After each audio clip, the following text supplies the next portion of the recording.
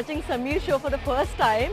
I don't know what is he doing. It is some kind of manipulation, manifestation, NLP, but he is just simply mind-boggling.